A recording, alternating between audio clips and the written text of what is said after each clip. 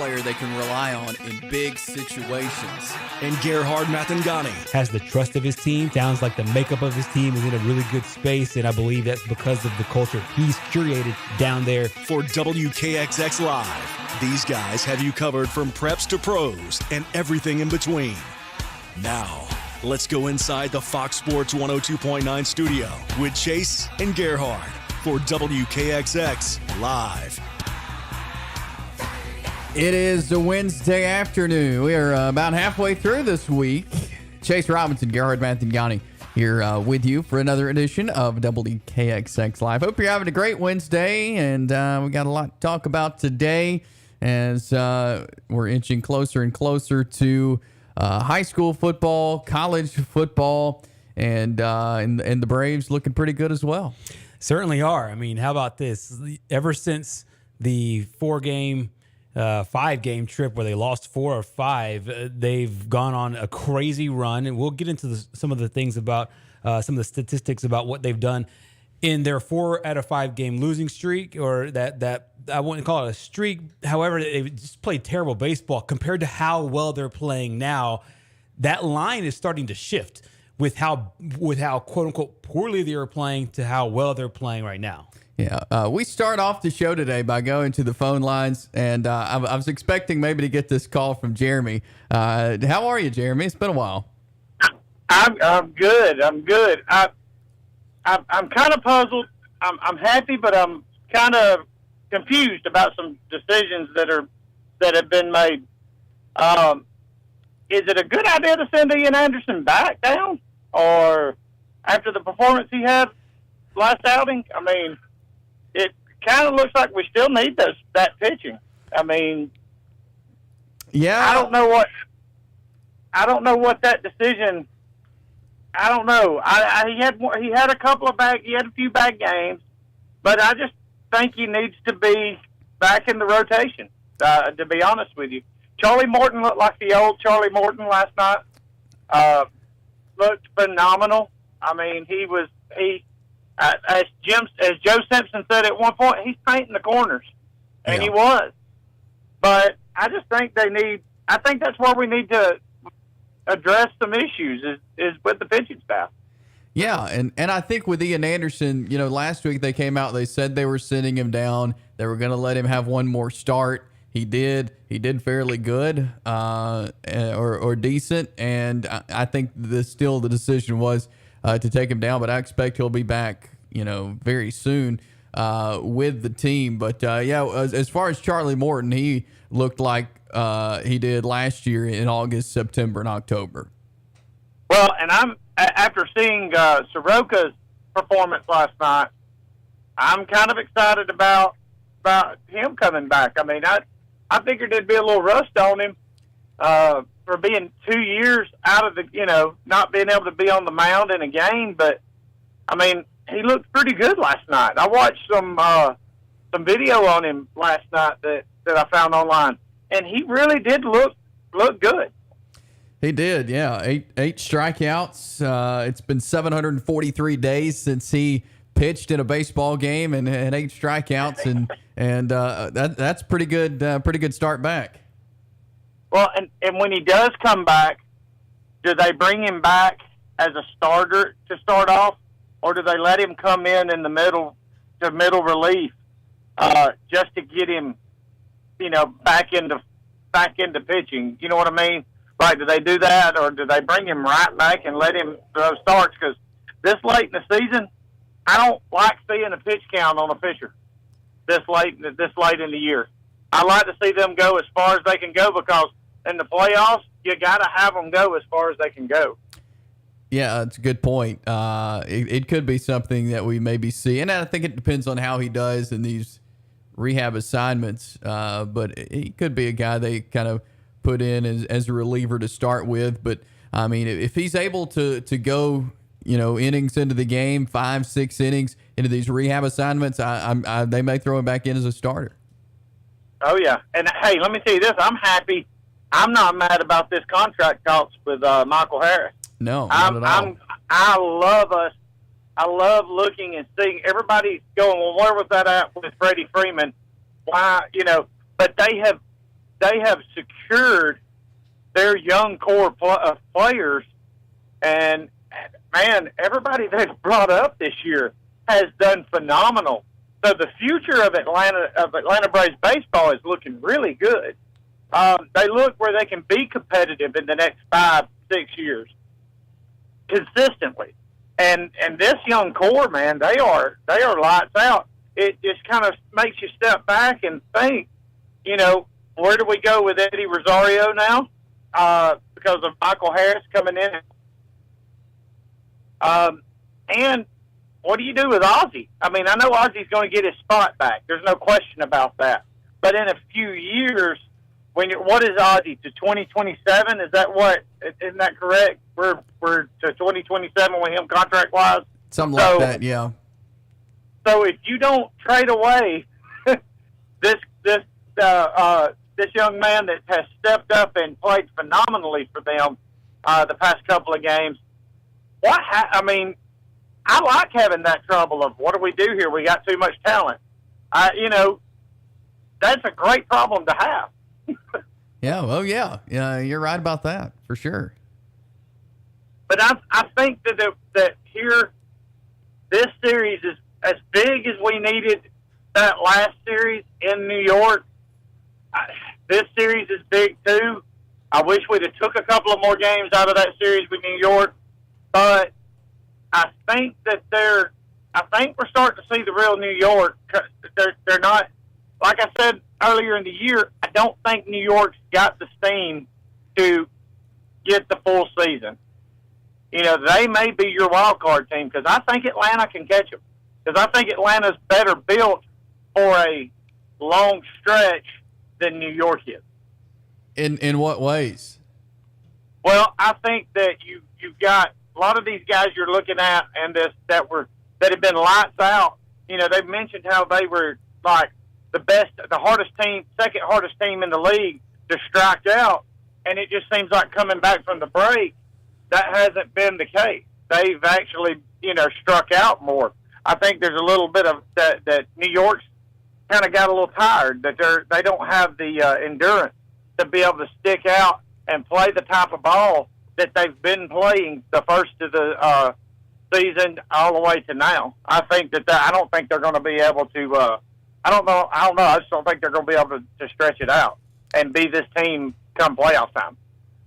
Yeah, well, we'll see. Braves have a few more games with them. Still 3.5 games behind, but it'd help if they got these next 2 wins over the Mets for sure. And it's a point where, you know, what was it?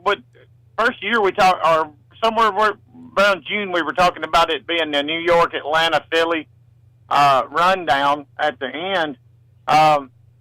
You know, Philly could still be in that. I mean, they've fallen back a little bit, but I still think Atlanta's going to overtake and win the division. I don't think they're going to go in as a wild card. I think they're going to go in as the division winner. Because if you look at the schedule that Atlanta has left, I just think that they've got a better chance of catching New York. And, you know, it may not be a multiple game lead for Atlanta, but I think that they could at least finish the season 4 games, at least 4 games over the Mets and take the division. Well, that'd be nice. We'll see. Fingers crossed. It is interesting because you have a Mets situation where ever since the break, they're 17-7, but they haven't lost back-to-back games since the first 2 games after the All-Star break. So to his point, I do think that we might see some wheels crumbling. And if you just, you know, kind of peek ahead in the Braves schedule, they don't want to go too far ahead, but you have the Astros, which is going to be difficult after this. Then they're a winnable series at the Pirates, and then again at home against the Rockies, back again against the Marlins, and then against the Oakland A's, and then against Seattle, who's having a solid season, and then San Fran. So, and that gets you all the way through mid-September. You go on a nice little run here. If the run moving forward looks anything like we've seen over the last maybe 2 weeks, I think the Braves have a really good chance to do what he said and not only catch the Mets, but catch them and then pass them by a pretty wide margin. By contrast, the Mets have a pretty difficult schedule as they move forward. I mean, like I said, they had a nice little streak beforehand, but they had the Phillies, who are always viable, then the New York Yankees, who need to find some love, the Dodgers at home, and then against then they have some teams that they'll play as they go through September, some winnable series against the Cubs and the Marlins, and then you got the Pirates as well, and then back again against Milwaukee. So the schedule seems to skew, these next 8 weeks seems to skew a little bit more towards Atlanta having the easier schedule and the Mets having the more difficult schedule. Yeah, and I honestly believe that I do believe, and I hate to say this, but the Dodgers do have, I honestly believe, the best team, but in baseball right now. I mean, they've looked more consistent than any of the other teams, but I still think they're beatable. I still think they're beatable because around playoff time, I don't know it. I haven't seen the Dodgers, despite the 2020 season where they won the World Series. It just seems like every year that they mismanage what they're doing in the playoffs. And I think you still have the same core there. You still have the same manager there. You still have the same front office. So, what makes this year any different than the past few? Yeah, that's very true. I hate to cut you off, Jeremy, but I got Ben Ingram on the other side, so I got to let you go. Appreciate the call. Hey, tell Ben Ingram, go Braves. Sure will. Nice talking to you. We will grab a break here. Ben Ingram, the voice of the Braves. We'll talk some Atlanta Braves baseball with us coming up next year on this Wednesday edition at WKXX Live. Being an Army Ranger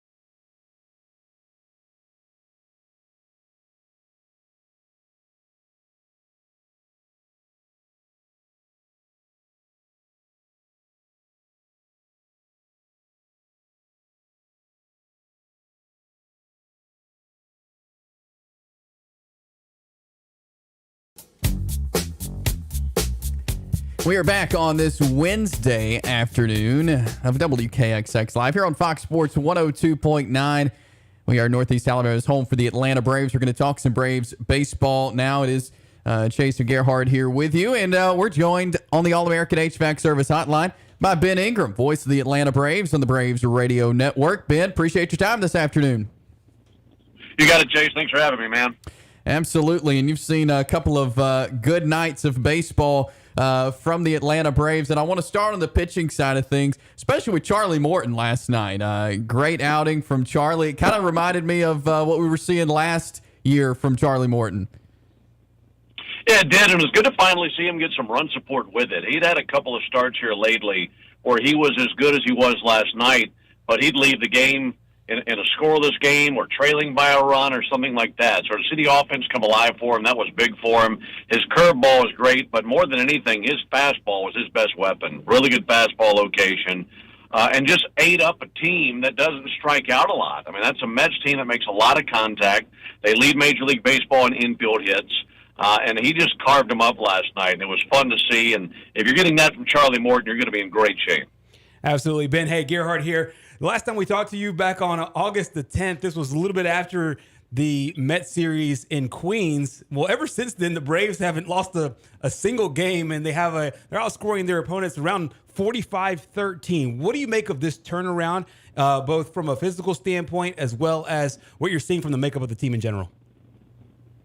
I think there's a couple of ways you could answer that. I think most notably, what happened in New York was a wake-up call. Not that this team needed one, but I think they felt like they could go in there into New York and really compete and win maybe 3 games. They won 1, and they just were overmatched in that series. And I think they saw that as an opportunity to say, all right, it's time to regroup. It's really time to get back to what we're doing well. We got to go play our best baseball because we're running out of chances. I mean, here we are less than 2 months in the season, and it's time to press the gas. It really is. And they were able to have an off day in Boston and really start to flip things around, got on a new path, went to Boston, won an extra inning ball game in Game 1, won the next night, so they had the 2-game sweep in Boston. Then they took care of business in Miami. Winning 4 games down there. And they built up some momentum, which is what they needed. And they didn't have a whole lot of time to build up some momentum in between that last Mets series and this one, but they did. And they've done it with really good pitching, really good defense. We've seen dynamic play from 21-year-olds. I mean, who in the world thought we'd be talking about something like that in August from 2 21-year-olds? So everyone has contributed. It's been great to see, and they know that they can be as good or better than the Mets. And getting them here in Atlanta, this was their chance. They have to take 3 of 4 in this series in order to still have a shot at the division, in my opinion. Because you only see these guys 3 more times, and that's at the end of September. So you got to make these count. So to get the first 2 really big and see them turn around the way that they have and building on an 8-game winning streak now and hopefully 9 tonight, that's been a huge turnaround for the ball club. Ben Ingram, he is the voice of the Atlanta Braves on the Braves Radio Network. He's joining us on the All-American HVAC Service Hotline. And, Ben, tonight you got Odorizzi on the mound for Atlanta, Scherzer on the mound for the Mets. As far as kind of what Atlanta has seen the last 2 nights as far as pitching for the Mets, where does that stack up against a guy like Scherzer, who we know year in, year out has been very good? What they've seen the last 2 nights is going to be nothing like what they're going to see tonight and tomorrow. And that's nothing against Taijuan Walker, but he had to leave the ball game last night. He was injured, and then the night before, Carlos Carrasco had an injury. So they've basically gotten nothing from their starters the first 2 games of this series, and the Braves took advantage, dove into that bullpen the first 2 nights. And I think the Mets probably felt a little bit more comfortable with that than normal, simply because knowing what they had coming up on Wednesday and Thursday with Scherzer and DeGrom. You expect those guys to go 7 innings plus. You don't expect to have to rely too much on your bullpen tonight and tomorrow. And let's be honest, these 2 guys that they will see tonight and tomorrow, when the A are on, might be the 2 best pitchers in the National League. That's how good they can be. So I think it does help the Braves that they just saw them on that last road trip. I think that will help. But that doesn't mean that it's easy. I mean, these 2 guys are fantastic. They use every single one of their pitches. They locate their pitches well. They throw hard, and they go deep in games. So it's going to be a major challenge. And the good news is you took care of business in games 1 and 2, and you got to find a way to scratch together 1 win tonight or tomorrow. Ben, on offense, it seemingly is a new guy almost every other day. For a long time, Austin Riley felt like he couldn't not get on base. He couldn't not hit a home run, and he's went over 3 yesterday. And Matt Olson, meanwhile, came through huge yesterday. We've seen Acuna do it. We've seen Dansby Swanson do it. Of course, Vaughn Grissom and Harris, some of the young guys. Offensively, what do you make of this club and just being able to always find a bat to come and perform? Well, that's what you get with a deep lineup. I mean, that's why you want a deep lineup. That's why you want guys who are batting 6th, 7th, and 8th who can not only hit the ball, but hit the ball out of the ballpark. And the Braves have that. I mean, thinking about some of the guys that you just mentioned, and Travis d'Arnaud in there. You got a very deep lineup, and that's exactly why you want a deep lineup. If you think about football or basketball, if you have a star receiver or a star running back or maybe even a star power forward, you can get the ball to those guys on every single possession. They can help you win. We don't have that luxury in baseball. Everybody's going to get the same turn up to the plate, and you've got to have a deep lineup, and you've got to have a lineup that doesn't have many outs in it if you want to have a different guy step up and give you a boost every single night. And we saw them do that last year. I mean, that's one of the biggest reasons they won the World Series last year was because of their lineup depth. They have it again this year. And you just can't afford, in this day and age of baseball, with offensive numbers being what they are, you just can't afford to have a lineup that has a bunch of outs at the bottom of the order. The Braves' 9-hole has a ton of home runs this year, more homers than any other 9-hole in Major League Baseball. And Joe and I were looking up these numbers the other night. If you paired up the lineup into 3 different sections, 1 through 3, 4 through 6, 7 through 9, the RBIs from each 3-slot section is about the same all year, which is to me the biggest reason that you point to how important the depth of a lineup is, because you're getting contributions very equally top to bottom of the order. So that's one of the biggest reasons the Braves are playing the kind of ball that they are, and it's great to see that every single night. Absolutely. You're right about that. Ben Ingram joining us, talking some Braves baseball. Looking at the schedule, of course, they have Mets tonight, tomorrow night. Then Houston comes to Atlanta for 3 games, and then the Braves will go to Pittsburgh for a 3-game series before a day off. What do you make of the schedule coming up, and how can the Braves kind of use this as a way to, maybe catch the Mets or surpass the Mets in the NL East? Sure. Well, you got a 3.5-game deficit right now. And if you can win tonight and tomorrow, obviously that's best case scenario. You whittle the lead down to 1.5 games with about 40 games left to be played in the season, just over 40. It's not going to be an easy homestand because you still have 2 with the Mets, one of the best teams in baseball. And then you have, in my opinion, the best team in the American League coming in the Astros. And that will not be an easy series, as they'll be here for 3. But over the next 2 weeks after that, schedule lightens up a little bit. You go on the road to Pittsburgh and then to St. Louis. And I know that St. Louis is leading their division, so that's never an easy team to play. But Pittsburgh is not a good ball club. Then you come home, you got Colorado and Miami. Then you have a road trip where you see Oakland, Seattle, and San Francisco. Seattle's playing pretty good baseball, but Oakland and San Francisco not so much. So these next 3-4 weeks, this is a really good time for the Braves. It gets a little bit tough towards the end of the schedule with the Phillies and the Mets. You'll see the Phillies twice, once there, once here. But I think the schedule looks favorable for the most part. And the way I see it is you want to be playing your best baseball at the end of the season. I think it's good to be playing some good teams at the end of the season. I feel like we compare schedules sometimes, and you'll say, well, this team's schedule in the last 2-3 weeks is significantly easier, therefore they should win the division. Well, maybe that's true, and maybe there are benefits to that. But I like having a playoff mentality in September. In other words, playing the Mets, playing the Phillies, playing good baseball teams in September. That way, when you make it in, you're used to playing those teams. And those teams that you see in the postseason aren't all of a sudden drastically better than what you just saw for the last 2 or 3 weeks. So if they can just find their way in, be it as a division winner or a wild card, I think the team is obviously dangerous. You want to win the division. There's great reward for doing that with this new playoff structure in Major League Baseball. And I still feel like they have time to catch the Mets. And I like what I'm seeing with the schedule the rest of the way. Ben Ingram joining us. Ben, I want to piggyback off a question we had in our first segment with a caller. He was talking about the viability of the pitching staff, most specifically with Ian Anderson and others. How do you see the skipper handling the pitching staff as we move forward, getting closer to the postseason when seemingly a lot of arms right now are playing really good baseball? Yeah, they are, and you've got some good options. I mean, when it comes to what you do with your rotation after Kyle Wright, I think it's certainly up for debate. Right now, your top three, in no particular order, Max Fried, Kyle Wright, and Charlie Morton. And here lately, Max is coming off of concussion protocol. He hasn't been feeling his best, but he's pretty close. Kyle Wright's had a pretty hot elbow. It's been bothering him. A little bit of dead arm is what they described it. They gave him and some of the other guys an extra day of rest off as they did not pitch in that Marlins series. And the last we heard about Kyle Wright is that he's feeling better and he should make his next start, which would either be Thursday, tomorrow, or the first game of the Astros series, depending on how they want to play that out.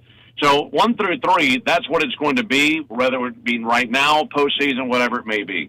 After that, you got guys who are going to be pitching for opportunities in the postseason. Ian Anderson has had a disappointing second half. He did look good the other day versus Miami. Middle of the pack or better, he's really had struggles going deep in games. And in some of those games, he's had a big lead and has not been able to hang around long enough to even qualify for a win, and that's disappointing. For him, it's a development of that curveball and fastball location that's really dragging him down. Muller, I'm a big fan of Kyle Muller. I think he looks significantly better than what we saw the last time that he was up with a big league team. That was back in April or May, if I'm not mistaken, when we went to Texas. What he displayed the other day versus Miami, very good stuff, and he could be pitching for an opportunity. So between now and the end of the season, you've got options, and you just want to see what the hot hand is. And once we get to October, whoever that hot hand is, that's likely the guy who'd be your quote-unquote fourth starter for a postseason series. We're looking forward to Braves-Mets Game 3 tonight. You'll hear Ben Ingram on the call of that right here on Fox Sports 102.9. Ben, as always, really appreciate your time, and we'll do it again real soon. Sounds good. I appreciate the visit. Thanks, Ben. Ben Ingram, voice of the Braves, and joins us on the All-American HVAC Service Hotline. He's making a good point there, pitching for opportunities, and I think a lot of guys have the opportunity to do that. Yeah, and it's kind of hinting on what Jamie talked about earlier. Like, there's certain things you want to have going for you as you go to the postseason, and reliable arms is one thing. You want to have experience. The Braves have a little bit of everything going into it, so I think it's to me where they have a situation where they can use these next few weeks to give guys opportunities to get themselves into the rotation for the postseason. Yeah. And nobody's completely out of it, but nobody's a guaranteed shoe-in. You would think a guy like Kyle Wright, any guy having a good season this year would be kind of close to the top, but there's no guaranteed shoe-in, which kind of give everybody an opportunity. And the good thing for Brian Snicker, the pitching staff, and everybody else is that you don't have to make these decisions right now. Because they're not super top heavy. They have talent all the way through the 13 guys, the 13 that they take each and every game. They do have some options there that they can exercise over the next few weeks. Absolutely. We appreciate Ben Ingram visiting with us. You'll hear him a little bit later on, and Joe Simpson called the game there, Braves-Mets tonight at Truist Park.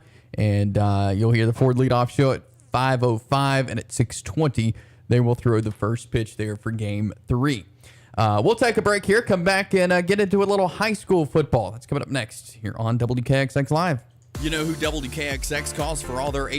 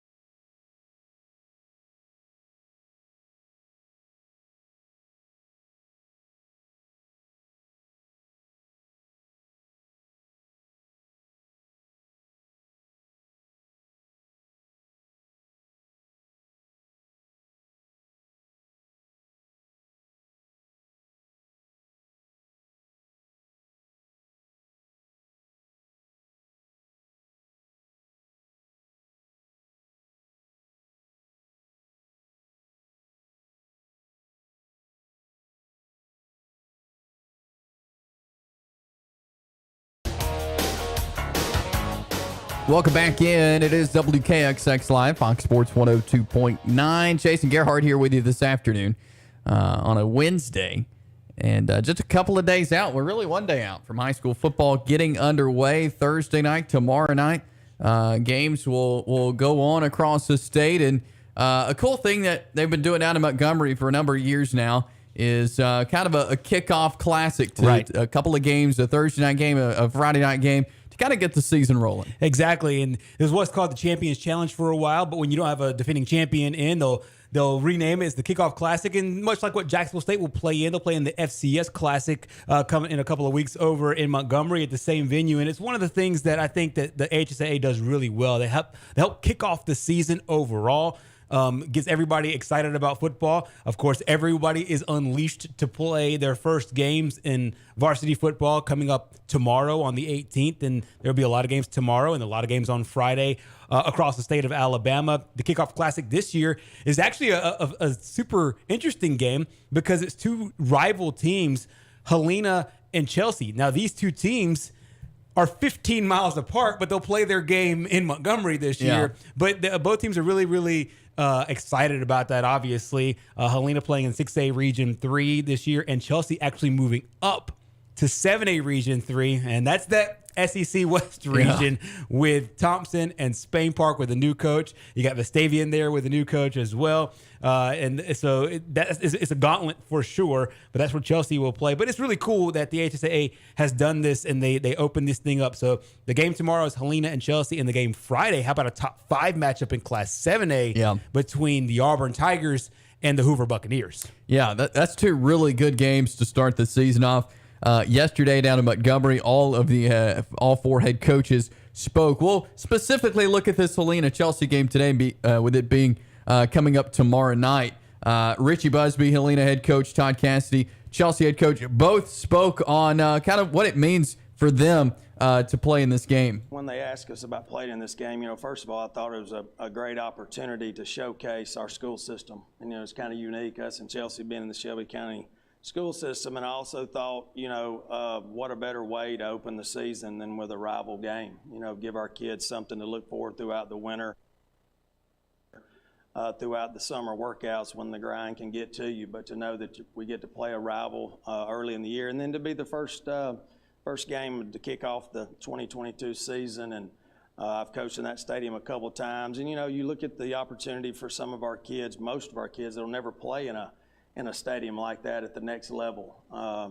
And just for them to be able to make that trip and be in a stadium like that, it's just a lot of positives about it for our student athletes. Just want to say a big thank you to obviously our Shelby County Board of Education for allowing us to do this, have 2 schools from the same county playing in Montgomery. Thank you to Coach Briggs and AHSA for allowing us to do this as well. It's very exciting for our kids. It's been sort of the talk around the team for past week or so that, hey, we're going to Montgomery, we're going to play in Crampton Bowl, that type of thing. So it's been big for our kids as the preparation has gone along this summer for our kids to know that we're playing in this game. So I appreciate you guys putting this on. I think from a coach that has not played in it or coached in it before, it is a big deal to the kids to be able to, from the freshmen all the way up to the seniors, to have this opportunity to play in this.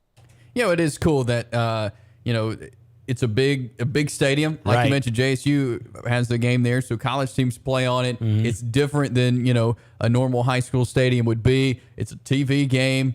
And so a lot going into this, I think, is really cool for the athletes. Oh, for sure. And for the athletes that are young, and all of them are young, but but just about anybody probably south of 40, 50 years old, you might not know the history of Crampton Bowl and just how special it is as far as the stadiums here in the state of Alabama. Kind of ranks up there with Ladd People Stadium down in Mobile and Legion Field, and you just have these iconic venues that are here, and to have the high school players showcase their talent, and they'll do it on statewide television. It's one of the AHSAA kind of kickoff games that they're featuring, and to be able to have a statewide audience, I think it's really good for those communities, for those players specifically, and for the two head coaches and Coach Richie Busby going into his 5th season with Helena, Todd Cassidy, as you mentioned, first year at Chelsea. These are two guys that also know each other really well. They've worked with each other before, and they had mutual friends, as a lot of guys do in the coaching business. And it's also a really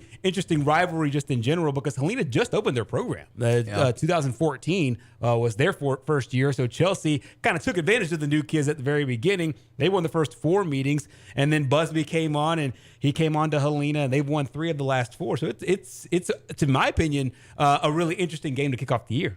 Absolutely. And here's both coaches, Richie Busby and Todd Cassidy, talking about that rivalry aspect. We're looking forward to this game. You know, we've played, this is my 5th season to play Chelsea, and it's always a hard-fought game, clean game with a lot of sportsmanship, but a lot of getting after one another. And we've played 4 times, and all 4 of them pretty much come down, close in the end. I think last year was a 13-point game, but all the other ones have been field goals, and Chelsea scored on us late in 2020 to beat us at their stadium. So it's always a good game, a lot of peaks and valleys in the game, a lot of emotion with the kids being so close to one another, the rivalry, but it's always a very respectful rivalry. I've known Coach Cassidy for years, coached against him when I was at Fultondale and he was at J.B. Pennington. He worked for my defensive coordinator, Coach Elgin, for many years at Pleasant Grove. So there's a lot of back and forth in this game. It means a lot to the kids, but it also means a lot to the coaches. I'm just excited for kids to be able to play in it and play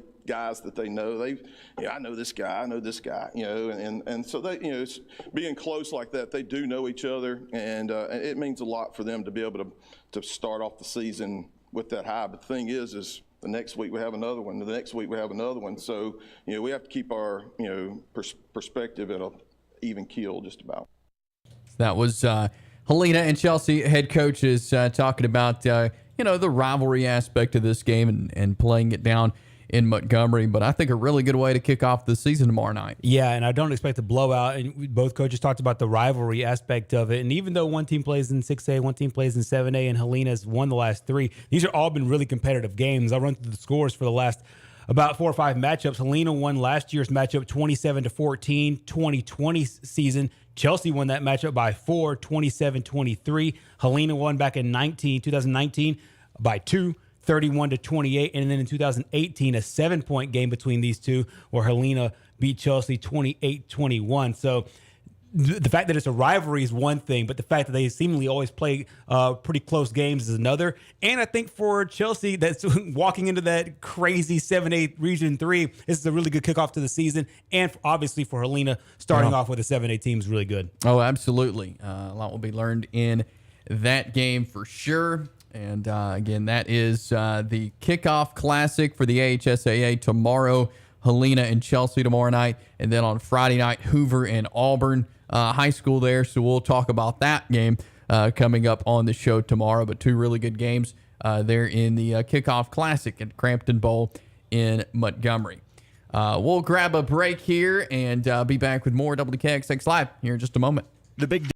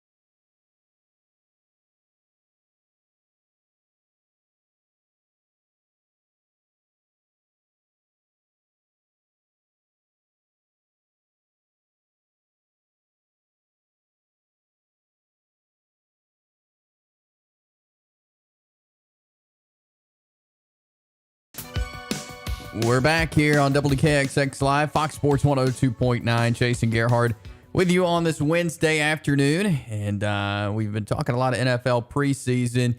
Games will start back up this weekend, but a lot of teams doing some joint practices, doing some competitions. The Patriots, the last couple of days, have had very intense joint practices with the Carolina Panthers. Yeah, a couple of days of fights. And there's reporters out there that have covered this team for 20-something years and say they haven't seen this from a Bill Belichick team in a long time. Now, of course, this part of the season, this part of the year on the calendar year of the NFL, you do see a lot of fights. And you could throw it for a multitude of reasons. You could put this on a multitude of things. I think number one, or one of the big things, is obviously you want to get to the season.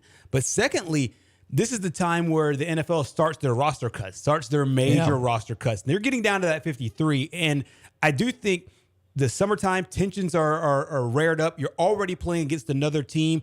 You're trying to show your coaches, you're trying to show your teammates you have their back. And at the same time, you're also trying to have a roster spot. So I think just naturally, tension just seems to be in the air. And then, unfortunately, it spills over, and then you have all these practices, you have all these fights, and then these ejections, which defeats the purpose, because if you're ejected, then you can't work on the craft that you're trying to work for in order to get a spot on the team. And so it's unfortunate, I think, for both teams. Obviously, starters are one thing. Mac Jones and Christian McCaffrey and those guys don't have to worry about their positions or their jobs overall, but some of these other guys certainly have to. So yeah, it's a really interesting time here. You don't see that often. You see a dust up, you see a scuffle, but you don't see two huge brawls on back-to-back days between teams. But hey, you got it in Foxborough with Carolina and the Patriots. Absolutely. And talking about Mac Jones, and we'll hear from him in just a second, but over both days, he was 32 for 45. That is 71% completion rate there. He threw one interception. Today, he was 11 for 15, and so not bad for Mac Jones. Yeah, we talked last week about how annoyed he seemed, frustrated he seemed with the lack of progression from the offense, constant mistakes, going back to back mistakes. But the one thing he did say is we're 2% from where we need to be. What he was frustrated was with the inconsistency of the offense, whether it's the offensive line being able to block the right guy in their new scheme, or it's receivers catching the football, running the right routes, him making the adjustments himself whenever he sees a certain look. And so I think it took some massaging. It took some massaging of, hey, we do this well, we don't do these things very well, and then making those adjustments.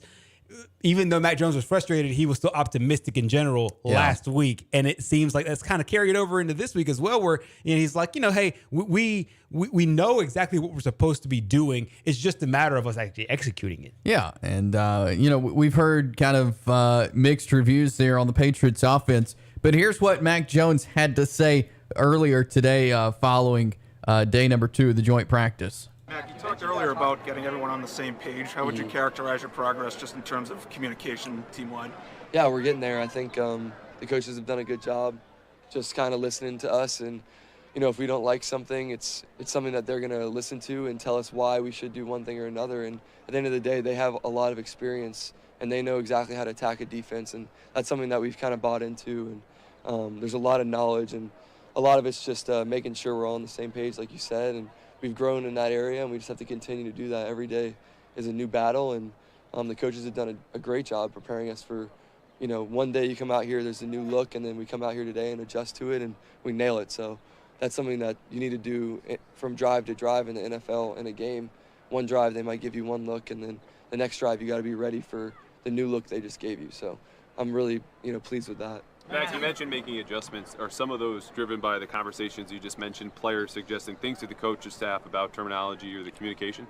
Yeah, I think we laid our foundation of what we want to do and what the coaches want to do, and we've definitely bought into that. And, there's things that I've done in the past or things that I like, and we're trying to incorporate them, or things that, Coach Belichick sees on film. He's like, hey, what do you think about this? So it's very fluid, and for them to be able to take some of our thoughts is really important. I think the really good offenses in the NFL, you can tell that the play callers and the quarterback are on the same page. So I think we're getting there, and that's the progress that we need, and I've been really pleased with that.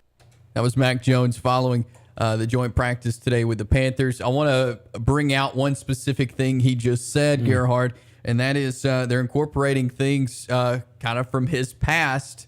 What exactly could he mean by that? Yeah, that one actually made me raise my eyebrows too, because he uses words carefully there. He said things that they've done in the past, and then he kind of had the qualifier on the back end when he says that the best teams in the NFL, the play callers and the quarterbacks are on the same page. The way that I read this is, and I don't know for sure, I'm not in those meetings, and we'll see it on Friday, and then we'll see it in the regular season. Things that I've done in the past makes me think of, hey, Mac, what are you comfortable with? Well, he's comfortable with the things he did at Alabama for the 3 previous years, and then the things he did last year really well as a rookie. Will we see a combination of those things? Because, I mean, football by and large doesn't change, but there are certain looks Mike think, okay, hey, we saw this at Alabama against Missouri. We saw this in last year in my rookie year against X team, the Bills, the Dolphins, whatever, and we were able to execute that. I do think what the Patriots will start doing is they'll take the page out of the playbook of what the Cincinnati Bengals did with Joe Burrow, because they got Joe Burrow and they got Jamar Chase, and I don't think it was any kind of coincidence that a lot of what we were seeing in Cincinnati was the exact same thing that we were seeing at LSU in that 2019 team, one of the best offenses that we've ever seen with Joe Burrow and Justin Jefferson and Jamar Chase. And a lot of those schemes were implemented in the Cincinnati Bengals playbook. I won't be a bit surprised if we see the exact same thing with the New England Patriots, maybe ripping a page or two off of what Mac Jones did with Sark, and maybe even before that, what Kiffin and all them were able to do before his time there, and then even some of the stuff that they did with Coach O'Brien, and maybe just things in general that they've done, I would say, over the last maybe 7 to 8 years at the quarterback position in Tuscaloosa. Mac was really telling about that, and I really thought that was interesting. Yeah, for sure. Very interesting as Mac Jones spoke to the media today, and it's good. And I know Patriots fans glad to hear that things looking better offensively. Right. They're getting on the same page. They're making an effort to, and so that could be very positive for the Patriots moving forward. That's exactly right. And at the very beginning of that piece that we just played, he also talked about the coaches and how the coaches have done this for a long time. They know how to attack a defense, mainly because they're defensive guys. Bill Belichick, defensive guy. Matt Patricia, defensive guy. Joe Judge, special teams and defensive guy. These are all guys that have been in the orbit of Nick Saban, whether it's directly working with him or during coaching clinics and stuff like that. All defensive background guys, but they can't coach offense. If Nick Saban had to coach the offense, he could do so. He could call a game. It's just that as a head coach, he doesn't necessarily need to. He knows how to attack a defense, being a defensive guy. I think what Mac is trying to do is he's trying to make sure that the public knows, because the public is looking at this and saying, you have a defense guy calling offensive plays, and you have a special teams guy and Joe Judge doing the same thing. It looked silly from the outside looking in, but it might just be bucking a trend, bucking a norm, that what we normally see is going to be a little bit different. But he's saying, hey, these guys know how to do it, so we're gonna put our full confidence in them to be able to do it. So you like hearing both things out of your quarterback. Yeah, for sure. So we'll see what Mac Jones and the Patriots can do coming up in more preseason and as they get on into the season. We'll get into more NFL talk a little bit later on. We'll get back to some SEC football talk.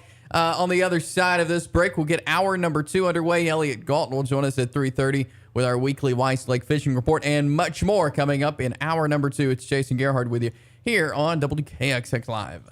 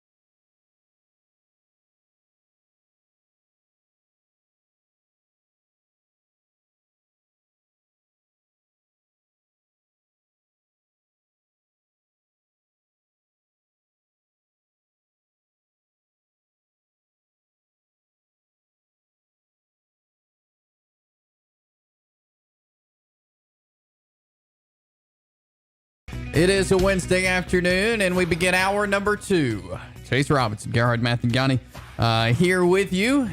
Hope you're having a good one so far. And show flying by, as always. We welcome you in to be a part of the show, 256-413-1029. That is 256-413-1029 if you'd like to call in and be a part of the show this afternoon. Coming up at 3:30, Elliot Galt with Weiss Lake Tackle and Outdoor will join us. And, college football right around the corner. Week 0 is the 27th of August, and then a lot of teams will get going there on Labor Day weekend. But you get a lot of polls out, the AP poll out, but Power Index, Football Power Index also out. ESPN does this. This is, again, FPI. You'll see that Football Power Index is kind of a rating system that ESPN does that measures the team's strength and uses it to forecast game and results, season results there. And so as we look at kind of the SEC FPI, Football Power Index, Alabama has that 29 power index, ranked number 1 overall in college football. Yeah, and this is really no surprise whatsoever. I really like this power index, and as more data comes along, the index gets a little bit more refined, so you get a clearer picture on some teams. But it's really shockingly close when you take a look at the actual games themselves, the way the power index rolls, and then the way the games play out, and also the line in and of itself. So outside of some weird things like a fumble on a kickoff that turns into a touchdown, or a pick six, or a couple of scooping scores that make a game look worse, the power index is usually really strong. And the FBI, it shows how much higher or lower the points are above an average team. So Bama's nearly or over 4 touchdowns better than an average team. So you just take your average team, just dead center, and this is kind of where the power index goes. But what interests me about this power index is not really the top 2, because you got Alabama at 29 points above your average team, and Georgia 28 points, essentially 27.9. So both of them right at 4 touchdowns above your average team. But it's just how far the gap is between them and everybody else. Yeah, Georgia ranked 3rd in the College Football Power Index. But looking at some of the projections that they have on here as well, 6 wins percentage, Alabama and Georgia both with 100%, followed by LSU. They're actually number 10. On the ranking, their 6-win percent, 93. Auburn is number 11, and Texas A&M 12 on the power index. They've got Auburn at 13.6 and Texas A&M at 13. Yeah, which is interesting because you keep in mind that both teams, LSU and Auburn, are not ranked in the AP preseason poll. So it just shows you where the media voters kind of view Auburn and LSU right now. I think I read an article that LSU has not. This is the first time LSU hasn't been ranked in the top 25 in the preseason poll since 2001. It's been a very, very, very long time. And the Auburn Tigers, the same way. They're outside of the preseason poll. I think in the AP poll preseason, they're ostensibly number 36 in the country when you take all the teams that are receiving votes underneath them. So the pollsters that are the humans doing it, you can tell they're not taking FPI into that much of their rankings, because FPI has Auburn as a top 15 team and LSU as a top 10 team overall, as far as their overall ranking, and their rank above an average team. Both teams sitting right close to 14, LSU right at 14, Auburn at 13.6. I do like the win-loss projections, though, because both Alabama and Georgia are projected right at 11-1 as far as their overall record, and both Auburn and LSU, as well as Texas A&M and Ole Miss, their win-loss record right now, projection all at about 7-4. Now, of course, that'll change as the weeks go along. But as of right now, the index does not see that much difference between LSU, Auburn, Texas A&M, and Ole Miss, despite the polls having Texas A&M as a top 10 team and Auburn and LSU out of the poll altogether. Yeah, very good point there. They've got Kentucky on the projected win-loss 8-3. Their FPI at 12, and then Mississippi State FPI 10.5, but 6-5 on the projected win-loss. Yeah, and Tennessee's a team that a lot of people are really, really high on. But I think a lot of this is a credit to Josh Heupel's offense. They were able to score in bunches last year, and if they're able to do the same thing this year, I think that they'll be solid. Just all together, I think that they'll be solid because they'll be able to put up enough points. I think that the power index will be able to diagnose them a little bit more. What I love about the power index, once the season starts, it takes offensive and defensive efficiencies into the equation as well. And so I think with Tennessee, their number of all the teams that I think could make a huge jump, whether it's up or down, I think Tennessee is that one right now that I can see them taking a huge jump up because of their offense. Yeah, absolutely. So we'll see there on the power index. We'll keep an eye on that, how it changes as we move through the year. Vanderbilt's down at the very bottom. They've got their projected win-loss 2-9, negative 9.2 on the FPI. But really, all of the rest of the SEC teams, hang around, are in the positive side of things. That's exactly right. And Vanderbilt right now, as you mentioned, that they're -9. That's -9 against an average team. The next lowest is Missouri, right at 2. So that's an 11-point gap between those two teams, and it would be a 38-point gap between Alabama and Vanderbilt. Going into that matchup, just from a power index standpoint. Of course, this is still the preseason, so the computers and every metric that it takes still hasn't been involved yet as we go into the regular season. And some of that will even be skewed in the first couple of games of the regular season because Auburn plays a Mercer, and you'll have teams that play down in classification before you kind of get your marquee games. By about week 3 or week 4, this power index will be really interesting to follow. Absolutely. The AP poll also came out this week, and several SEC teams made the list. 6 SEC teams ranked in the preseason poll for the AP. Alabama 1, Georgia 3, Texas A&M 6, Arkansas 19, Kentucky 20, Ole Miss 21. Do you agree with those teams, and would you have liked to see any more SEC teams in the preseason top 25? I think that it's about fair. I'm a little surprised, like I talked about with LSU a moment ago. I'm a little surprised with LSU not being ranked. As far as the other teams that are in the SEC, Ole Miss, I think I'm giving them a little bit more respect than I think the pollsters are. I think the pollsters are looking at the fact that they don't have a named starting quarterback right now, but I just trust Lane Kiffin to have that team as a top 20 team, maybe top 15 team. I think Kentucky, it will be slated a little bit higher, 20 right now. I think Arkansas also in the same boat will be a little bit higher as well. And Texas A&M, I think, might be a little overrated as they go into the regular season.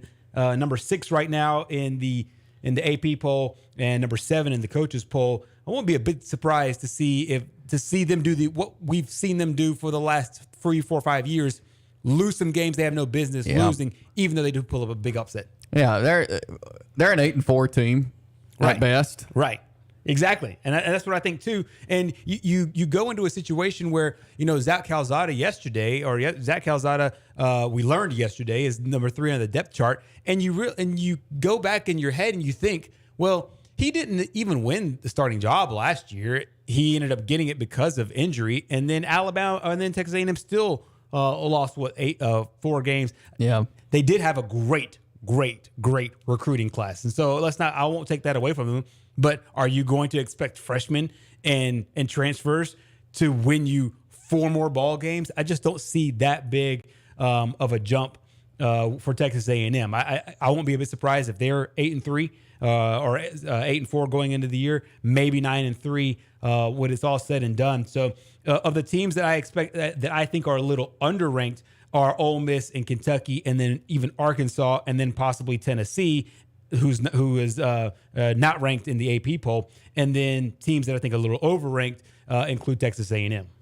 Yeah, absolutely. So we will we'll see what happens as we move through and how these change. Obviously, preseason polls look very different even after a few weeks in to the season. But we'll be keeping an eye on that. Want to get back into a little NFL coming up next. Talk some Titans on the other side. We'll take your phone calls. Elliot Galt will join us at 3:30. All of that is ahead here on WKXX Live. Being an Army Ranger is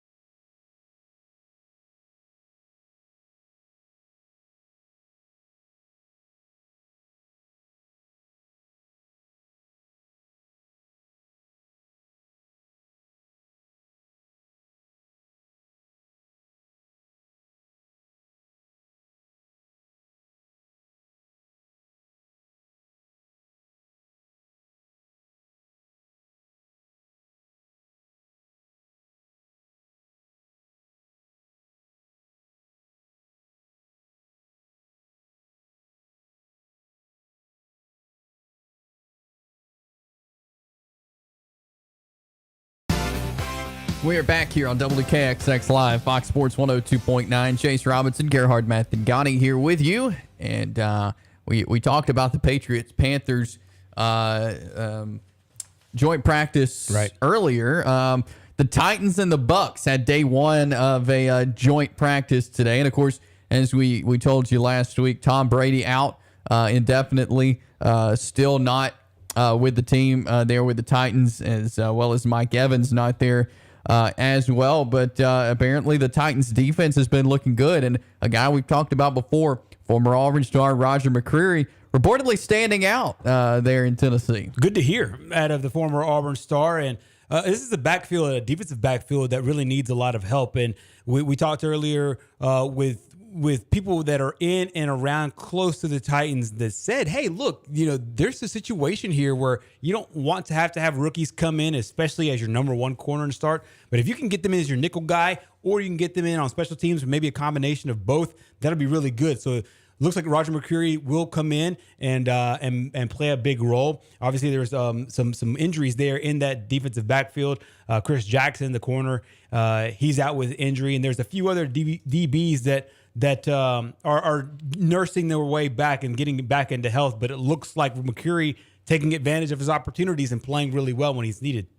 So Treylon Burks, receiver for Tennessee, had a good start to practice today, had a touchdown, a couple of touchdowns, but then went inside the team building with a trainer, and it's really unclear why, but hopefully he will be able to get back. I think he's going to be an important part of the Titans this year. Yeah, he certainly is, and it's one of the situations where when you lose A.J. Brown and you also lose Julio Jones, who ironically Julio Jones is now playing with the Buccaneers, so he's back in Nashville against his former team. When you have guys like that, you want to make sure that they can help you out. When you have guys that depart, you need to make out that production somehow. What we saw last year was this team really rely on the running game, and even when Derrick Henry got hurt, Ryan Tannehill did a really good job. But this team was based on the run, and I think they'll do so again this year. However, they'll need some big plays from their offense, and he's one of the guys that could do it for them. And I think that they'll call on more players to do the exact same thing. And apparently, Christian Fulton, cornerback for the Titans, looked really good against. You mentioned Julio Jones a second ago. Won both of his one-on-one reps against Julio Jones. So folks are high on Fulton right now. And according to the reports, Ryan Tannehill and the offense looking pretty good against the Bucs defense. Again, it's hard to gauge in preseason games and in these joint practice type situations, but you do get to see a lot of the starters, unlike the preseason games. It's a little more relaxed atmosphere, but that's good for Tennessee Titans fans to know that Ryan Tannehill and the offense are looking pretty good. Absolutely. I wish they would normalize this part of it and televise this part of it and show it on replays, the joint practices, because as you mentioned, this is where we see a lot of the starters go in, and it's limited reps, like you mentioned with Julio. There was only a couple of reps there with the number one guy, but you were able to gauge, and you can see it in a practice setting, which is not like the game setting. The game setting, you're scheming and whatnot, but especially now, I mean, nobody's showing any fancy packages in these preseason games. You're just doing all vanilla stuff. So I would love these practices to be kind of the staple, the highlight, because you actually get more of them, because most of these teams will do multiple practices. We talked earlier about the Patriots and Panthers. They did 2 practices, and then the Bucs and Titans, first practice was today. Second practice comes up tomorrow before their preseason game as well. So having multiple games, having multiple practice sessions, I think for your average fan, looking for, hey, what do our starters look like right now? You'll get more from the scrimmages than you do from the games. Absolutely, and you're right. These are the parts that fans want to see. I mean, you get to see some things out of preseason games, but you're right with the starters there. Being able to see who's doing what, who's stepping up. But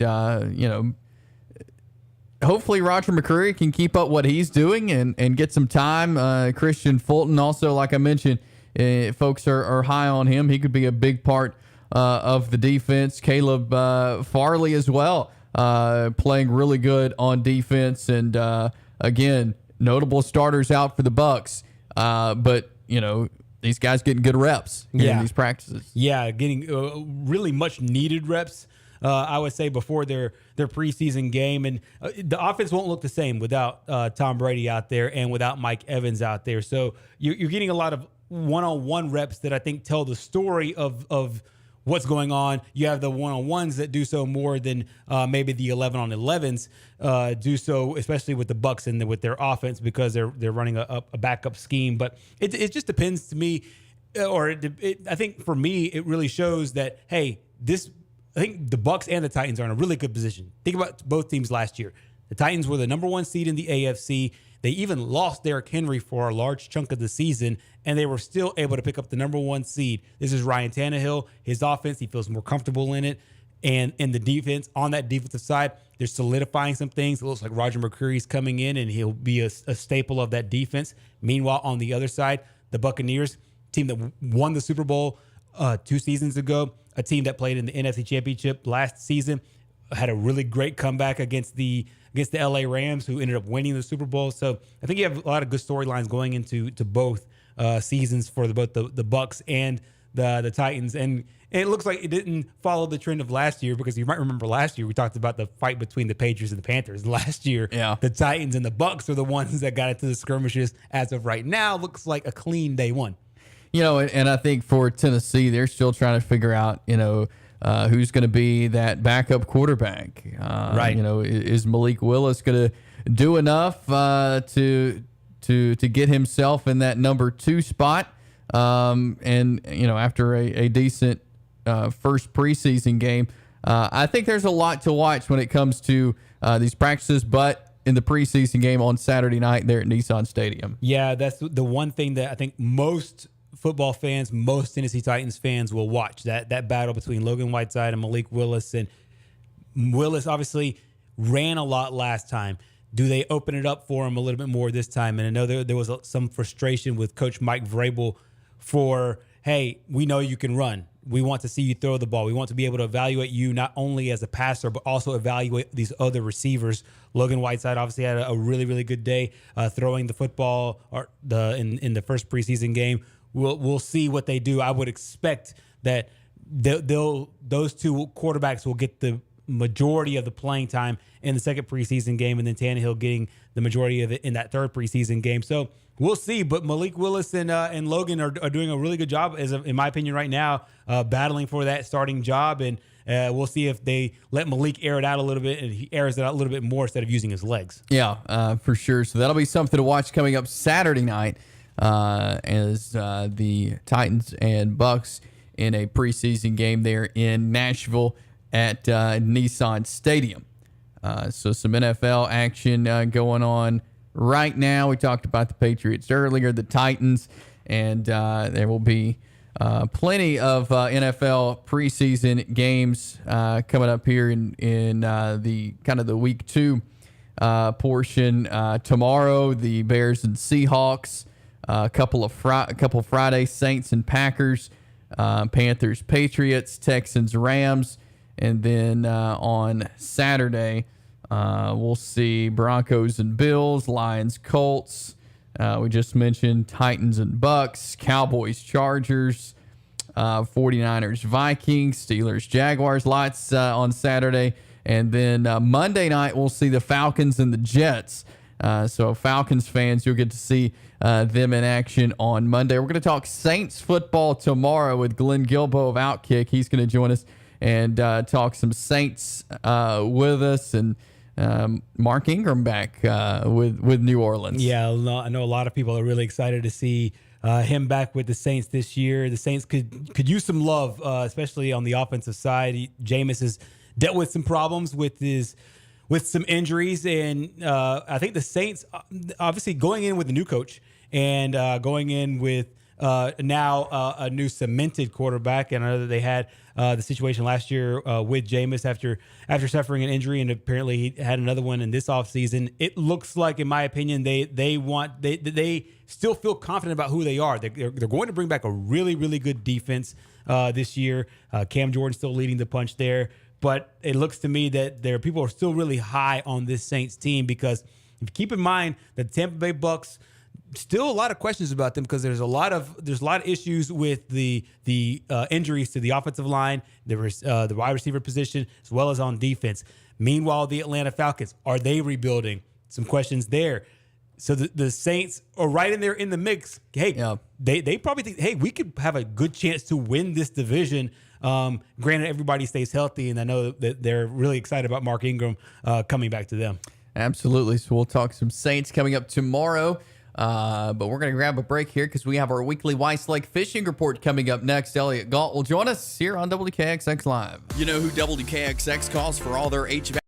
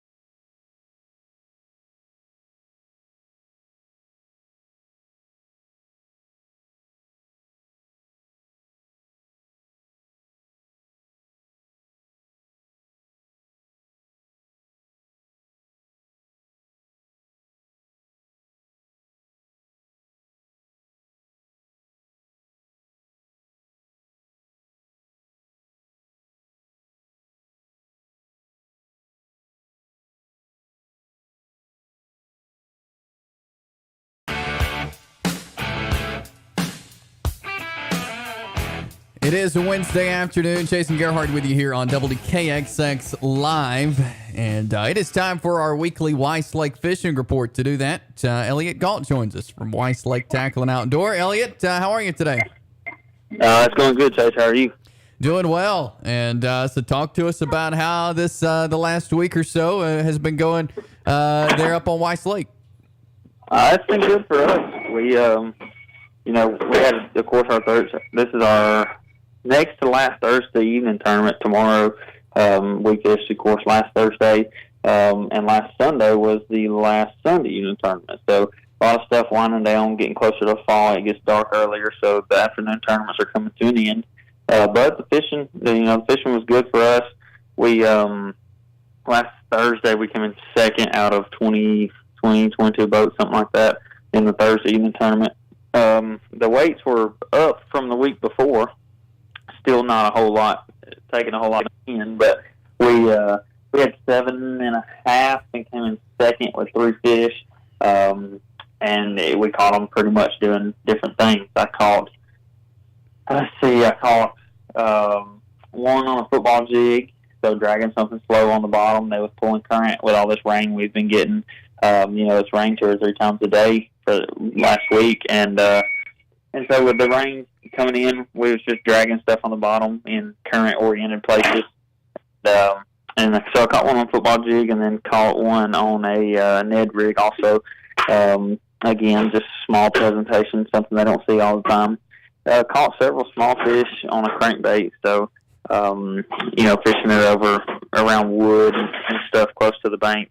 So relatively shallow places, 5 to 6 foot with crankbait. And caught several small fish doing that, but nothing that helped us. And then right at the end of the day, I caught a big spot on a drop shot. It was like 3-pound spot. So you can literally do all kinds of things to catch fish. Just whatever you're most comfortable with, just keep it in your hand, and I think you can cover enough water to catch some fish doing it. Now, this time of the year, are the fish still down deeper? Are you having to go out a little deeper to catch big fish?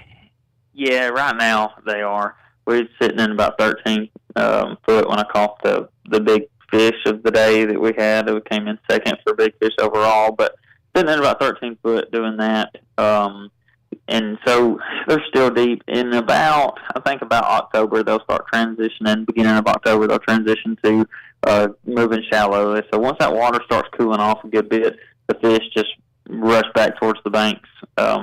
Because, in the wintertime, they like to be in the shallower, deeper, or shallower back towards the back of creeks where the water's going to get warm faster. So right now, they want to be where the water's cooler faster, which is deep. And when it gets wintertime and fall time, they'll want to be where it gets warmer faster. So fish are predatory animals, or bass are predatory, and they take advantage of being active, and then the most active when it's warmer but not too warm. So once the water cools down, they'll start headed towards the bank some, and you'll be able to catch them back like you were in the springtime. There you go. Elliot Galt of Weiss Lake Tackle and Outdoor joining us on the weekly Weiss Lake Fishing Report. So, Elliot, what are the folks buying up at Weiss Lake Tackle and Outdoor right now? Still a lot of soft plastic stuff, jig trailers, football jigs, crankbaits. Also, we have been selling a lot of crankbaits. Got a new stock in of Strike King 3XDs. Arc with a rod company. They've started making a hard bait line. So I got some new Arc crankbaits in. And then I got some fall time and wintertime crankbaits in, the balsa wood crankbaits by Bagley. They are tighter wobbling crankbaits, so they tend to do better in colder water. So as the water cools off, you'll be able to catch them good on that. But yeah, just selling, typical summertime stuff right now. The football jig, drop shot, bigger crankbaits, not just your square bills, deeper crankbaits also. So selling a lot of that stuff. And then of course it's transitioning into hunting time. Everybody's getting ready to hunt. So they've been, selling a lot of deer feed, got some food plot mixes coming in this weekend. Tree stands came in yesterday. So it's just transition time from summer to fall. So people still fishing. Crappie fishing will be turning up here soon, and there'll be people crappie fishing, bass fishing, and hunting. So it'll be full swing again here this fall. Exciting stuff there. Go by and check out Weiss Lake Tackle and Outdoor. They have everything you need. And so go by and see Elliot and the folks right off, easy to find, right off Cedar Bluff Road there in Center. Elliot, appreciate you coming on with us, and we'll talk to you again next week. Thanks, Tex. Thank you. And I had a chance last week to go up to Weiss Lake Tackle and Outdoor, and great setup there that Elliot has. And again, very easy to find right off Cedar Bluff Road there in Center. And I'd been up to Center multiple times for football stuff, but was able to go up there and see Weiss Lake Tackle and Outdoor, and saw a lot of folks on the lake while I was up there. It seems like a really exciting time, and at the same time, it seems that Elliot really has a nice gauge about what changes when. And as we kind of start to enter a new season, looked on the 10-day map, we're not supposed to be in the 90s anymore for a really long time. So as the seasons change, that sport changes, and what you have to do day in and day out changes. And it sounds like he's on top of it, and it sounds like he's got a really great setup up there. Absolutely. Let's go to the phone lines now. Van joins us. How are you today, Van? I'm doing great. How are you guys doing? We're doing well. Doing really well.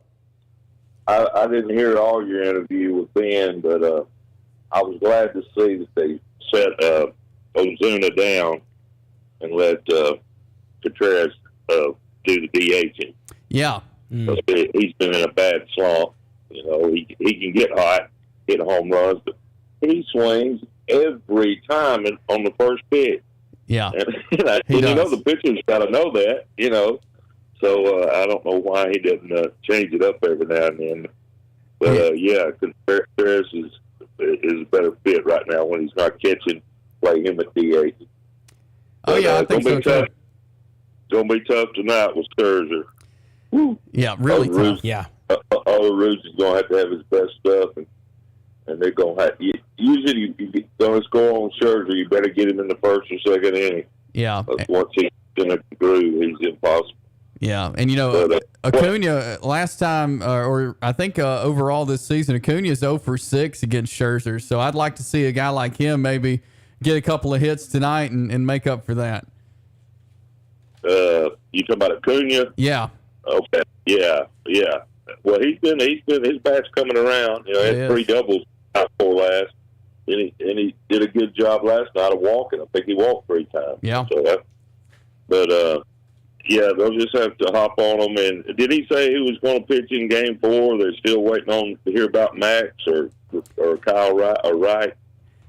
He did not say. I know Max is still. I think he's close to being out of his concussion protocol there. Right. I'm looking to see here. Yeah, they still have not said who's going to be up tomorrow night. Yeah. So I just want to get one of these last 2. Yeah. And they need out of 4, and I feel good about it. Yeah. All right. Thank you, guys. Keep up the good work. Oh, wait a minute, Chase. Yeah. All right. You're my buddy. Uh-huh. Now, this is constructive criticism from an old man. Don't take it wrong. Okay. What is your go-to word? Absolutely. You don't even realize. Yeah. Cut down on the absolutely just a little bit. All right. I know it's a habit. I know it's a habit. Hard to break. Yes. Okay, and I catch myself every time I say it. I'm like, I need to find another word to say. Yeah, just say okay or something else. Yeah. All right, buddy. But you do a great job. I appreciate it, Van. We'll talk to you again soon. So hilarious. Bye-bye. Thank you, Van. So hilarious. Van brings this up. This is a true story I'm about to offer. So it started about 4 years ago, and I had the exact same crutch word. It was absolutely. And then I did a ESPN Plus game a long time ago with Jacksonville State. Not a long time ago. I think it was 3 seasons ago. And I must have said absolutely, 50 times. And my friends who were watching ended up, telling me about it. And they played a fun little game, and they were telling me about all the times that I had said it before. And then, true story, a text message group that was named, on iPhones, you can name text message groups. Yeah. Well, they threw in absolutely in text message group. It is still that to this day. And ever since then, I've been scarred from using the word absolutely. So I don't even use it anymore in my regular conversation because of that moment then. I hope it doesn't go that far with you, but I understand that completely. And so Van telling you that in the nicest way, trust me, it's so much better than the other way that I had to learn it. Yeah. Well, and in the moment, that's just, I guess that's just what comes out for me. Exactly. Yeah. I do go back and listen to shows, listen to games that I do, and try to find things like that. So I have noticed that I do say that a lot. Right. But I'm glad that someone else was able to point that out to me as well. So I'm going to try to find something else to say besides absolutely. We'll jump to a break right here. We'll come back and get you ready for that Braves Mets game. We'll run through the lineup and kind of what to expect from this pitching matchup tonight. We'll be right back here with more WKXX Live on Fox Sports 102.9.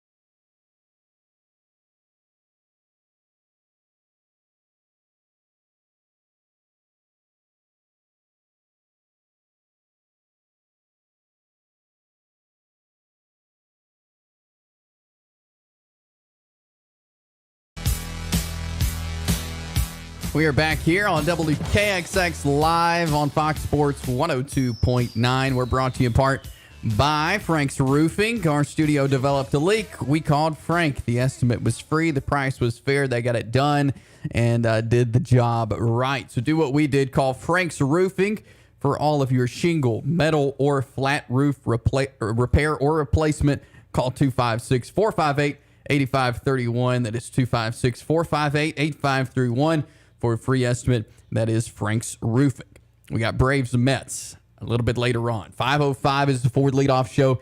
6:20 is first pitch. Jake Odorizzi on the mound for the Braves. He's 4-4 on the year, 3.80 ERA, 52 strikeouts. Has not been very consistent. And the guy he's facing tonight over on the other side, Max Scherzer, is a guy who is very consistent. Very. He's up for Cy Young just based on the numbers he's put up this year. An 8-2 record, 1.93 ERA, and even probably more outstanding of 0.93 whip. 126 strikeouts this year. He's been sensational all year long. But as you mentioned, Odorizzi's been up and down. The Braves have hit well, but you know, hits and runs are few and far between with Max Scherzer. They'll need to maybe get a couple of hits on him, and then be able to try to attack the bullpen and or closer if Scherzer can go deep into the game today. So, but you have to do these next two guys. Van talked about it. If you can get a win over these next two guys, one tonight Scherzer, tomorrow's DeGrom, you're going to be in a good situation. For the first time this series since they moved to Atlanta, the Mets are favored at -150 according to Vegas, and the Braves are at 128. I always like to do the over-under just to see the way Vegas looks at the game. Over-under 7.5 runs there. So you see where Vegas stands, but you have to think a lot of that is because of the guy on the hill, Max Scherzer. No, absolutely. And, you know, for Odorizzi, I think he needs to take the approach that Spencer Strider took the other night of you're not necessarily looking to see how many guys you can mow down, but let them hit the ball. Right. Trust your defense. Yes. Let them make plays. Don't try to handle everything yourself. Exactly. One of the things that I believe with what happened in New York, and we talked about it, New York is a really good team. So I'm saying that to preface that the Mets are a really strong team. But we mentioned it then. The Mets were getting really lucky stuff, lucky bounces, and although they're good, a lot of good things, a lot of good fortunate things were happening their way offensively. And now you're in a situation where I think things have leveled out. Things are now about evened out. So trust your defense, as you mentioned, and that defense has been playing lights out so far. And if you can continue to do that and then maybe sneak in some runs, possibility of a lower scoring game, but at the same time, a possibility for the Braves to be able to pick up yet another W.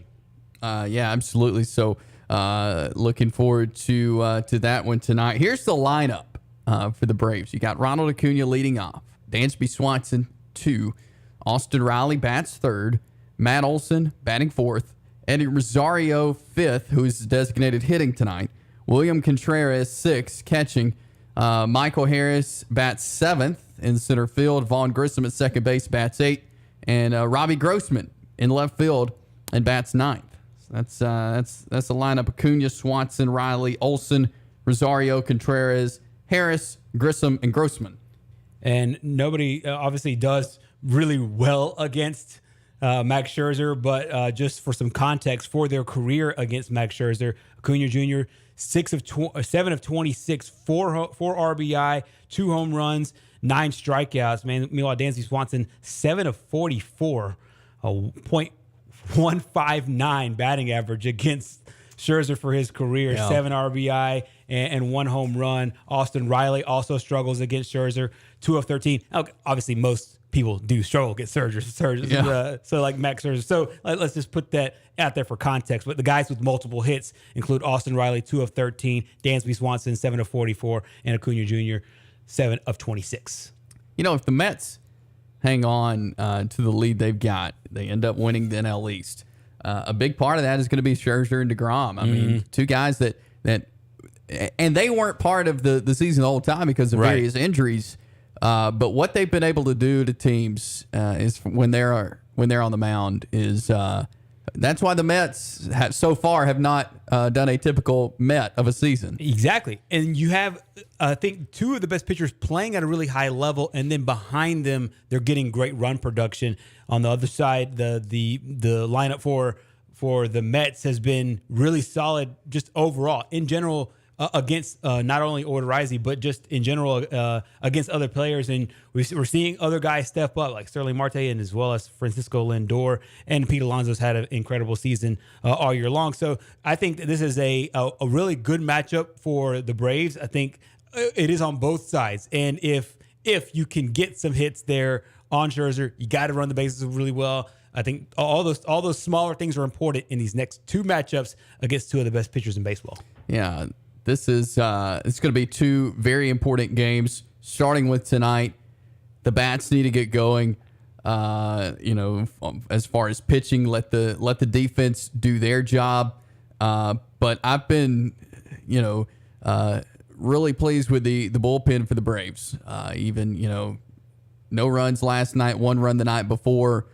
These guys have been able to cool the bats of the Mets, and that's been really important. And it shows that they can do that. This is a team that they can win against. This is a team they can hold to a couple of hits and just 1 run. Exactly. You have, in my opinion, probably an underrated defensive team and an underrated fielding team going up against a really good pitcher. So, yeah, I would expect to see a lower scoring game between these two. For context, meanwhile, the last time Scherzer met the Braves, when they won that game 6-2 back on the 8th or the 6th, I should say, of August, he went 7 innings, allowed 4 hits, obviously no earned runs, and 11 strikeouts in the game. So if you're the skipper, you can just put that number up and say, hey guys, we can't let this happen to us again, and have the kind of day that we have and expect to win, only getting 2 runs in the game total and none against Scherzer. There you go. So you will hear Braves and Mets game 3 tonight. 5:05 is the Ford leadoff show with Kevin McAlpin and Chris Domino. And at 6:20, Ben Ingram and Joe Simpson will be along for the call from the Braves Radio Network. Braves Mets game 3 tonight. Scherzer on the mound for the Mets. Odorizzi on the mound for the Braves. Great show today. I appreciate Ben Ingram for joining us early in the show. Talked a little Braves baseball with us. And Elliot Gaunt this hour with our weekly Weiss Lake Fishing Report. Lot to cover and hit on some high school football, some college football, lots of baseball, some NFL as well. And we're getting closer to because when we get to September, it's really important baseball, but it's also starting football. So you just got to be everywhere. Yeah, your mind has to be able to shift, be nimble, and shift from high school sports, high school football, college football. You also have the NFL that gets started up essentially in the regular season, really kicks up in the month of September, and then you have great baseball, and not just any baseball. It's that main stretch right before we get into the playoffs. At that point, are the Mets and the Braves jockeying for position for first place? Are they going back and forth? I certainly hope so, because that'll create great drama in the midst of a sandwich of football. Yeah, sure will. Looking forward to that. Looking forward to football. It's game week for high school football. We will dive into that and more tomorrow, because tomorrow night kicks off the 2022 high school football season. We got a couple of local games. We'll run through those tomorrow and get you set for what will be a fun weekend of high school football, baseball, all kinds of stuff. And we'll do that coming up on the show tomorrow. If you missed our interview with Ben Ingram, it is up on our WKXX Live podcast channel, wherever you listen to podcasts. We have a brand new, we've had trouble with our Fox Sports 102.9 Facebook page. It was taken down, so we have created a new one. So go to Facebook, search for Fox Sports 102.9 WKXX, and like and follow our brand new Facebook page. And that is where you can keep up with everything we have going on here at WKXX. But again, our new Facebook page, search for WKXX, Fox Sports 102.9 there on Facebook. That's all the time we have for you today. We will be back with you tomorrow from 2 to 4. But have a great rest of your Wednesday. The delicious locally grown